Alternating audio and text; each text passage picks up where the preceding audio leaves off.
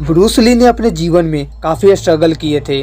उनको अपने ऊपर काफ़ी भरोसा था, जैसे कि वो पहले से ही कोई बड़ा स्टार हो। लेकिन यह विश्वास ब्रूस ली में आया कहाँ से? वे खुद कहते हैं कि faith in our self is a state of mind that can be condition through self discipline. Bruce Lee सच में बहुत ज़्यादा सेल्फ डिसिप्लिन थे। अपने व्यस्ततम शेड्यूल में से वह हर दिन अपने पढ़ने लिखने और ट्रेनिंग के लिए समय निकाल ही लेते थे। साथ ही उन्होंने अपने जीवन की कई कठिनाइयों को सेल्फ डिसिप्लिन के सहारे हराया था। तो अब सवाल यह है कि ब्रूस ली के सेल्फ डिसिप्लिन का राज क्या था? ब्रूस ली मन और शरीर को एक मानते थे। वो मानते थे कि मन और शरीर लगातार एक दूसरे को शक्ति देते हैं। सेम वैसे ही विचारों की क्लैरिटी और जीवन की सफलता को एक मानते थे। Clarity of thoughts equal success in everyday life. आपके डिसिप्लिन और मास्टरी आपके विचारों की क्लैरिटी से शुरू होते हैं। ब्रूस ली हमेशा अपने पास 2 बाय 3 इंच की एक नोटबुक लेकर चलते थे, जिसमें वह हर दिन की प्रैक्टिस और वर्कआउट रूटीन के साथ साथ फिलोसफिकल विचार और आइडिया भी नोट करते थे। और जो विचार उन्हें अच्छे लगते थे उन्हें वे रिफाइन करते थे। फिर आखिर में वे अपने फाइनल अफर्मेशन और विचारों को दूसरी नोटबुक में लिखते थे और उन अफर्मेशन के नीचे लीगल कॉन्ट्रैक्ट की तरह साइन करते थे। उनके साइन करने का मतलब था कि ब्रूस ली पूरे कन्वेंशन और ईमानदारी के साथ इन विचारों को अपने मार्शल आर्ट प्रैक्टिस में उतारते रहते थे। जो उनकी प्रैक्टिस में आता वो अपने आप ही उनके व्यक्तित्व और जीवन में भी छाप छोड़ता था। इसीलिए ब्रूस ली के लिए मार्शल आर्ट लड़ाई और एक्सरसाइज से भी ज़्यादा जरूरी था।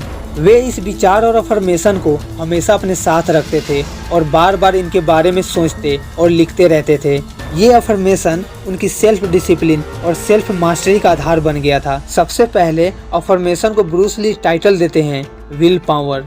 वह कहते हैं कि मैं जानता हूँ कि पावर ऑफ विल यानी इच्छा मन की सबसे ताकतवर शक्ति है। मैं हर दिन इस शक्ति के प्रति सचेत रहकर इसका उपयोग करता हूँ। यानी मैं जो भी करता हूँ अपनी इच्छा से करता हूँ। मैं ऐसी आदतें बनाता हूँ जिससे मैं हर दिन अपनी इच्छा शक्ति का उपयोग कर सकूँ। ब्रूस ली के लिए विल पावर कोई मेंटल कॉन्सेप्ट या मन में चल रही कोई आवाज़ नहीं है जो उन्हें एक्शन लेने के लिए मजबूर करे। ब्रूस ली मानते थे कि will power is the mastery of energy. Will power मतलब अपने अंदर जीवन शक्ति को छूना है, जिससे वे अपने हर काम और हरकत में उस शक्ति से जुड़े रहे। इसीलिए वे अपने अफर्मेशन के आखिरी में कहते हैं कि मैं हर दिन एक बार कुछ न कुछ ऐसा जरूर करता हूँ जिससे मैं उस शक्ति से जुड़ा रहूँ। सेकेंड अफर्मेशन में ब्रूस ली कहते हैं कि मैं मानता हूँ कि सबकॉन्शियस माइंड विल पावर को प्रभावित करता है। वे कहते हैं कि मैं हर दिन सावधानी पूर्वक अपने लक्ष्य की एकदम साफ तस्वीरें हमेशा अपने सबकॉन्शियस माइंड के सामने लाता हूँ और ऐसा मैं जीवन के छोटे बड़े लक्ष्य के लिए करता हूँ। और इन तस्वीरों को मैं हर दिन बार बार दोहरा कर सबकॉन्शियस माइंड के सामने बनाए हुए रखता हूँ। थर्ड अफर्मेशन में ब्रूस ली कहते हैं मैं हर दिन अच्छे आइडियाज़ और विचारों की कीमत को समझते हुए हर दिन इमेजिनेशन का उपयोग करता हूँ। अच्छे आइडियाज़ और प्लान को सफल बनाने का काम करता हूँ। फोर्थ अफर्मेशन में ब्रूस ली कहते हैं कि अच्छी मेमोरी की कीमत को समझते हुए मैं अपनी मेमोरी को अलर्ट रखता हूँ। मैं काम के विचारों को अपने दिमाग में ऑर्गेनाइज करता हूँ, दूसरे नॉलेज और विचारों से जोड़ता रहता हूँ। अच्छे विचारों को बार बार दोहराता हूँ जिससे वह स्पष्ट रूप से मेरे मेमोरी में छप जाए। ब्रूस ली कहते हैं कि सालों से मेरे दिमाग में एक स्पष्ट पिक्चर थी कि मैं हॉलीवुड में लीड एक्टर बनना चाहता हूँ। वे कहते हैं कि जैसे आप आदतन अपने बारे में सोचते हो तो आप वैसे ही बन जाते हो। आपको हर समय अपने नेगेटिव विचारों के प्रति सचेत रहने का अभ्यास करना है। ना ही हमें इनसे लड़ना है, न दबाना है और ना ही इनसे डरना है। बस सचेत होकर उनको देखना है और खुद को याद दिलाना है कि इनसे परेशान होने वाला मैं नहीं हूँ।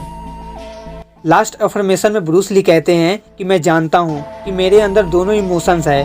मैं ऐसी आदतें बनाऊंगा जिससे मैं पॉजिटिव इमोशंस को बढ़ा सकूं और नेगेटिव इमोशंस को किसी काम के एक्शन से बदल सकूं। मैं जानता हूँ कि इच्छा और उद्देश्य को भी सही दिशा देना जरूरी है। मैं अपनी इच्छाओं को बुद्धि और तर्क से तोड़ता हूँ और अंतरात्मा की आवाज़ सुनता हूँ जिससे मैं सही और गलत का फैसला कर सकूँ और जो सही होगा उससे मैं कभी भी पीछे न हटूँ। हांगकांग में एक पिक्चर देने के बाद ब्रूस ली को हॉलीवुड में एक लीड एक्टर का रोल मिला। ब्रूस ली ने खुद एंटर द ड्रैगन की स्क्रिप्ट लिखी। जिस पर वार्नर ब्रदर्स स्टूडियो ने फिल्म बनाने का निश्चय किया। लेकिन फिल्म के शुरू होने से पहले ही वार्नर ब्रदर्स ने सारी फिलॉसफी हटा दी। एंटर द ड्रैगन को बुद्धिहीन एक्शन फिल्म बना दिया गया। ब्रूस ली असहमति जताते हुए सेट पर नहीं गए। वे विश्वास करते थे कि कुंग फू या दूसरे मार्शल आर्ट के पीछे गहरा संदेश है। ब्रूस ली को अंदाजा था कि हो सकता है हॉलीवुड में अपनी स्क्रिप्ट पर काम करने का मौका उन्हें दोबारा ना मिले, लेकिन वह अपने सिद्धांतों पर डटे रहे। 2 हफ्ते बाद वार्नर ब्रदर्स को ब्रूस ली की बातें माननी पड़ी। ब्रूस ली कहते हैं कि बचपन से ही मेरे अंदर एक्सपेंड करने की तीव्र इच्छा थी। वे अपनी किताब में कहते हैं कि जो इंसान अपने अंदर की इच्छा शक्ति को पहचान लेता है, उसका एक लक्ष्य होता है कि वह अपने अंदर खोज कर सके।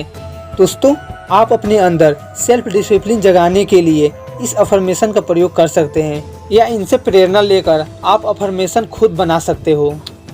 दोस्तों, अगर आप ब्रूस ली के जीवन की गहराई को देखते और समझते हैं तो आपको पता चलेगा कि इनके जीवन में हर जगह और हर मिनट पे एक रूल है और वही रूल्स उनके लक्ष्य तक पहुंचाते हैं। तो ये वीडियो आपको कैसी लगी कमेंट में ज़रूर बताना। मिलते हैं नेक्स्ट वीडियो में। जय हिंद, वंदे मातरम।